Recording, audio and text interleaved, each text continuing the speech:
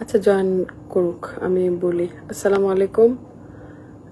আমি বিন্দু কণা। এটা হচ্ছে আমার অফিসিয়াল ফেসবুক পেজ। এখান থেকে আসলে আমি ওই দিন চেয়েছিলাম ইব্রাটিপুর ব্যাপারে আমি একটু কথা বলবো, বাট আমেরিকার জীবন, বিদেশের জীবন আসলে খুবই কঠিন, সময় সুযোগ হয়ে ওঠেনি, ওই জন্য আমি আসতে পারিনি। আজকে আসলাম এই কারণে, এত বেশি মেসেজ, এত বেশি রিপোর্ট, এত এত মানে নিউজ হচ্ছে চারিদিকে।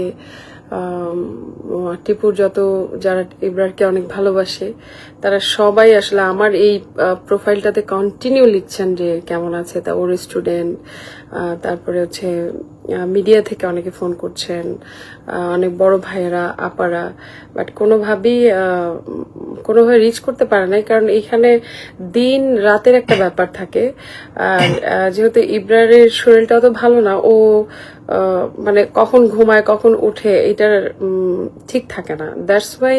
তারপরে আমার ছোট আসলে বেবি আছে এখানে, যে ওর স্কুলিং, এগুলো সবকিছু মিলিয়ে না, আমি যেহেতু আমি একা এখন সারভাইভ করে যাচ্ছি পুরা ফ্যামিলি নিয়ে এই বিদেশের মাটিতে, সো সময় করতে পারি নাই।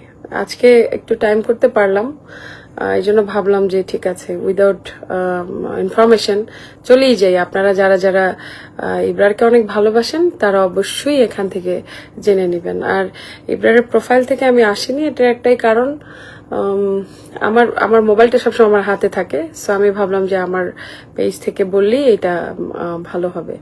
তো ব্যাপারটা হচ্ছে, ইব্রারের বেসিক্যালি গত বছর, এই 2টা বছর হয়ে গেছে তার কিডনি ক্যান্সার ধরা পড়ে। এটা আমরা প্রথম বুঝতে পারিনি, এটা যখন ওনারা বলছেন, ডক্টর এখানের টেস্ট করার পরে প্রথম বলেছিলেন যে এটা গ্যাসের কোনো একটা সমস্যা। তো অ্যান্টিবায়োটিক নিয়ে সে প্রায় 1 মাস এটার একটা ট্রিটমেন্ট করা হয়েছিল। তারপরে দেখলো যে না, কোনোভাবেই আমি আসলে অনেক সুন্দর করে কথা বলতে পারছি না, মানে গোছানোর যে একটা ব্যাপার থাকে, আমি ওইটা বলাটা আমার জন্য খুব টাফ।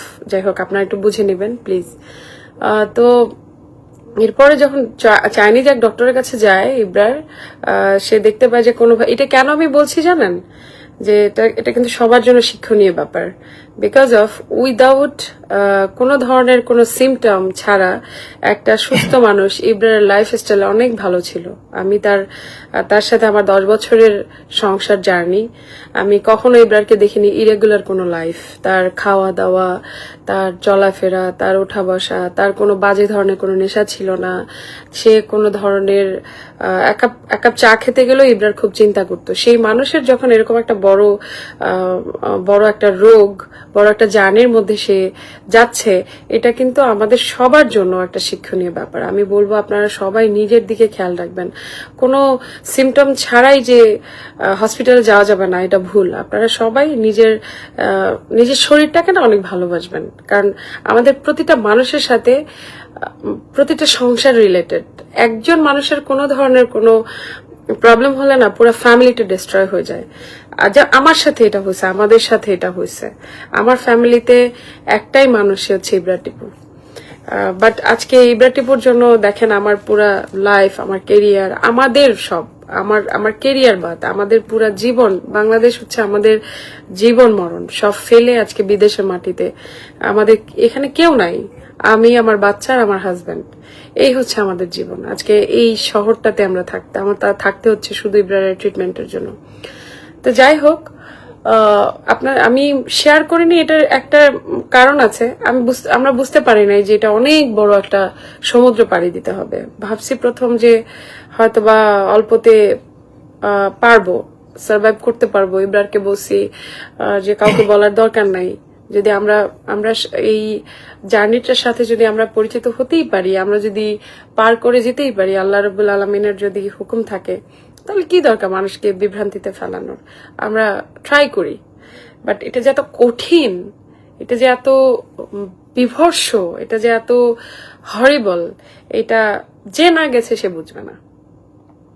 হ্যাঁ, তো যাই হোক, ট্রিটমেন্টের কথাটা আগে বলি। ট্রিটমেন্টটা তার শুরু হয় গ্যাস ট্রিটমেন্ট দিয়ে, এরপরে সেখান থেকে তার স্টার্ট হয় গ্যাস যখন কোনোভাবেই ভালো হচ্ছে না, ব্যথা যখনই সারছে না, তার ব্যাক পেন হতো একটু, তারপরে সে যখন একটা চাইনিজ ডক্টরের কাছে যায়, তখন চাইনিজ ডক্টর জানায় যে পিছনে একটু জাস্ট নক করে উনি বললেন যে আসলে তোমার এটা তো গ্যাসের কোনো প্রবলেম না, সামথিং ইজ রং, আমরা একটু টেস্ট করে দেখব। তো আমি টাইম ডেট আমি বলবো না, বিকজ আমার অনেক কিছু মনে নাই। ওইটা এত বড় জার্নি, আমি ট্রমার মধ্যে ছিলাম। আর আর তখন আমি প্রেগনেন্ট ছিলাম, আমার বাচ্চা পেটে ছিল, আমার বাচ্চা তখন 5.5 month। তারপরে হঠাৎ যখন ওরা অনেক টেস্ট করলো, সেটা সিটি স্ক্যান বলেন, তারপরে ক্লোনোস্কোপি, তারপরে এন্ডোস্কোপি, এগুলো সব কিছু হওয়ার পরে কোনোভাবে ধরা পড়ে নাই কিছু। বলছে না, ইটস ওকে, কোনো সমস্যা নাই, তুমি বাসায় যাও। হঠাৎ করে ডক্টর আবার পরের দিন মর্নিং এ জানালো যে না, আমরা আরেকটা টেস্ট করবো, এটা প্যাট স্ক্যান বলে আই থিঙ্ক, এই টেস্টটা আমরা করব। তো যখন এই টেস্টটা করে তখন বলছে এবার ইটস এ স্যাড নিউজ, তোমার একটা আমরা সার্কোমা পেয়েছি। তো সার্কোমাটা যেটা আমি জানতাম না, আমি জানতাম যে এটা এমন একটা, ওর কিডনিটা ফেলে দিতে হবে এরকম আমি জানতাম, বিকজ ইব্রার আমাকে জানায় নাই আমি ট্রমাটাইজ হব বলে। তো তারপরে যখন ট্রিটমেন্ট শুরু হলো, হঠাৎ করে ওরা বলছে যে আমরা সার্জারি করে ফেলবো। এরপরে কি মনে করে ওরা নিউক্লিয়ার টেস্ট করলো একটা, করার পরে দেখলো যে না, এটা সার্জারির পর্যায়ে নাই, এটাতে কেমো স্টার্ট করতে হবে। তো কেমো ওয়ার্ডটাই তো খুব ভয়াবহ একটা ফ্যামিলির জন্য। আমি যখন জানতাম না, হঠাৎ সে কোরবানির ঈদের আগে, মানে এটা হচ্ছে আপনার 26 মার্চ, 20 মার্চ আমাকে জানায় যে, আমাকে শপিং করে দিয়ে আমার হাত ধরে বলতেছেন যে একটা তো ছোট্ট প্রবলেম হয়েছে, টেনশন করো না। সেটা হচ্ছে আমার তো এরকম, ও অনেক চাপা স্বভাবের মানুষ, ও কাউকে লোড দিতে চায় না। তো আর তখন আমি ওই সিচুয়েশনে ছিলাম না বলে ও আসলে ব্যাপারটা এইভাবে বলছে যে তুমি টেনশন করো না, 26 মার্চ আমার কেমো স্টার্ট হবে। ও যখন কেমো বসে তখন আমি পৃথিবীতে নাই। কারণ তার এই জার্নিটা হতে হতে সে 3 মাস পরে বেসিক্যালি আমাকে ব্যাপারটা বলে যে আমার কেমো দিতে হবে। তো কেমোটা যখন স্টার্ট করবে তার আগে আমি ওর একটা মাইচার্ট বলে একটা এখানে সফটওয়্যার আছে, যেখানে হচ্ছে সব ধরনের ট্রিটমেন্টের ইনফরমেশন ওখানে থাকে। আমি ওর কাছ থেকে পাসওয়ার্ড নিয়ে আমি সেই মাইচার্টে ঢুকে আমি সব রিপোর্ট গুলা আমারই একটা ছোট ভাই, আমার কাজিন, সে ডক্টর, সিএমএইচ এর ডক্টর, আমি তাকে সব রিপোর্ট পাঠানোর পর আমি দেখি যে এটা একটা সার্কোমা, একটা ক্যান্সার, এটা এত বড় একটা টিউমারটার সাইজ হবে হচ্ছে ফুটবলের আকার, মানে 19 সেন্টিমিটার, আর আপনার ইঞ্চ হচ্ছে 11 ইঞ্চ, মানে 11 ইঞ্চ। তো এটা আসলে ওর মাল্টি অর্গানের সাথে রিলেটেড ছিল, দ্যাটস ওয়াই ওরা চাইছে, এটা সার্জারির পর্যায়ে ছিল না। আর ও তো একটু হেলদি ছিল, কোনোদিন কোনো ব্যথা হয় নাই, কিছু হয় নাই, বাংলাদেশে একদম নর্মাল লাইফ লিড করছে। সেই মানুষ হঠাৎ করে এরকম একটা সিচুয়েশন হবে, এটা আসলে জানার, মানে এটা চিন্তার বাইরে। এটা আমি আপনাদের মানে বুঝায় বলতে পারবো না। আমি বলি আমার শত্রু যারা, তাদের এরকম সিচুয়েশন যেন না হয়, সবাই ভালো থাকুক, সুস্থ থাকুক। এরপরে তার 26 মার্চ তার কেমো স্টার্ট হয়। ডক্টর বলছিলেন যে উই আর সরি, কেমোটা দিব, ওই কেমোটা যদি ও নিতে পারো তাহলে আমরা নেক্সট স্টেপগুলো আমরা বলতে পারবো, আমরা আশার মুখ দেখতে পারবো। তখন 3টা কেমো দেয়, 26, 27, 28। আনফর্চুনেটলি 26 তারিখে আমার বাচ্চাটা হয়। আমার হাজবেন্ড এক হসপিটালে কেমো নেয় আর এক হসপিটালে আমার বাচ্চা হয়। তো সেই সময়টা আমেরিকার লাইফ, আমি বাংলাদেশে বলি, আমরা মিডিয়াতে আমি ছিলাম। আমার বাংলাদেশে যখন আমার ফার্স্ট বেবি হয়, তখন আমার ওটির সামনে 25 পিপল দাঁড়ানো, আমার মা, আমার শাশুড়ি মা, আমার আত্মীয় স্বজন। বাট এখানে আমার ডক্টরকে আমি যখন বলি যে আমার হাজবেন্ডকে একটা কল দিবে, তুমি সার্জারির আগে আমার হাজবেন্ডকে একটা কল দাও, ওর তো কলম্বিয়া হসপিটালে ম্যানহাটনে ওর কেমো নেয়, আর আমি হচ্ছে ফ্লাশিং হসপিটালে। আমি বলছি একটা কল দিব, আমার হাজবেন্ডের সাথে আমার একটু কথা বলতে হবে। তো যখন আমি ফোন দিই তখন আমার হাজবেন্ড আমাকে চেনে না, হ্যাঁ, সে আউট অফ সেন্স হয়ে গেছে, মানে সে ফার্স্ট কেমোতে তার পুরা স্মৃতি চলে গেছে। সে কি হয়ে গেছে আমি আসলে বুঝাই বলতে পারবো না আপনাদের। ওই জায়গাটা আমি আর যেতে চাই না, মানে ওই ফিলটাই আমি নিতে পারবো না, এত এত ভয়াবহ। তো এরপর ডক্টর কেমো দেওয়ার আমার যখন সার্জারি হয়, আমার হয় হচ্ছে 8:30 আমার সার্জারি হয়, আর আমি ঠিক 10টার দিকে আমাকে ডক্টর ফোন করে, আমি রিকভারি রুমে উইদিন 3 আওয়ার। এর মধ্যে আমাকে যখন ডক্টর ফোন করে বলে যে আপনার হাজবেন্ডকে কেমোটা দেওয়া হয়েছে, ওর অলরেডি সে শেক করতেছে, বাসায় গেলে আপনি তাকে 10 মিনিট পর পর লিকুইড খাওয়াবেন, এটাই হচ্ছে তার ট্রিটমেন্টের মূল থাকবে, পাওয়ার থাকবে, যে এটা খেলে তার কোনো ধরনের প্রবলেম হবে না।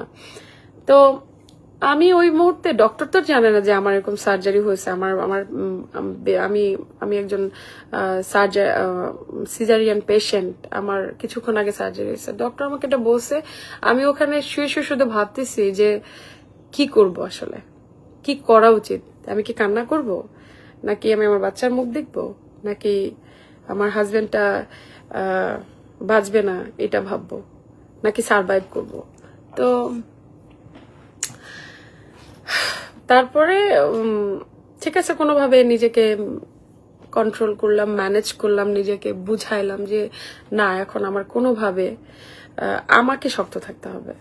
তো ওখান থেকে পরের দিন গেল 27 তারিখে সে আর এক সেকেন্ড কেমো নেয়। 27 তারিখে যখন সে বাসায় আসে, তখন ডক্টর বলে যে আমি তখন আমার রুমে চলে যাই। এরপর ডক্টর আমাকে বলে যে যদি ওর 100.1 তার টেম্পারেচার হয়, তাকে 911-এ কল দিয়ে তাকে হসপিটালে এমার্জেন্সিতে পাঠাতে হবে।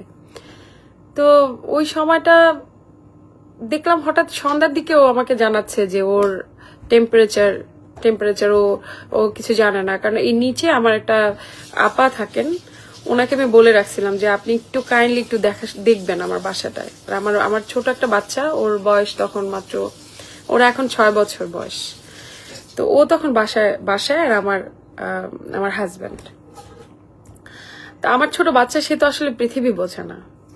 ওইদিকে আমি অসুস্থ, এইদিকে ওর গায়ে টেম্পারেচার। ওই ভদ্রমহিলা এসে বলতেছেন যে আমি মেপে দেখলাম ওনার টেম্পারেচার 102। তখন আমি রাতটা শুধু পার করলাম। পরের দিন 28 তারিখে আমি ডক্টরকে নিজে বনসই দিয়ে, ওরা এইখানে তো খুব স্ট্রিক্ট, কেউ ছাড়ে না, মানে পেশেন্টের হাতে কিছু থাকে না যদি সে অসুস্থ হয়ে হসপিটালে যায়। তো ডক্টরকে আমার বনসই দিয়ে আমার বের হয়ে আসতে হয়েছে যে আমার লাইফের এখানে কোনো মূল্যই নাই। প্রথম হচ্ছে আমার হাজবেন্ড, তারপর আমার বাচ্চা, তারপরে আমি কে সেটা পরেরটা পরে। আমি বাসায় আসি, এসে দেখি ম্যাসাকার অবস্থা। আমার ঘরটা, আমার ছোট বাচ্চাও তো বুঝতেছে না, নিশ্চয়ই পানি ওর বাবা চেয়েছে তখন দিয়েছে, নিশ্চয়ই সে ট্রাই করছে। আর আমি তো একটা অ্যানেস্থেসিয়া যাওয়ার আগে একটা মানুষের অবস্থা থাকে, যাওয়ার পরে আর একটা মানে নতুন পৃথিবী আর কি। তো আমি সেন্স ছিল না। আমি এসে যখন আমার বাচ্চাকে আমি দেখি, আমার ঘরের অবস্থায় আমি ওকে দেখি যে ওর শরীরের অবস্থা, ও কাউকে চেনে না, ও লিটারেলি হাত এরকম শেক করতেছে, কাউকে ধরতে পারতেছে না। আমি সাথে সাথে 911-এর কল দিয়ে ওকে পাঠাই দিই। ও 28 তারিখে হসপিটালে যায়, 18 তারিখে ব্যাক করে। এর মধ্যে সে কিছু জানে না, পৃথিবী কেমন,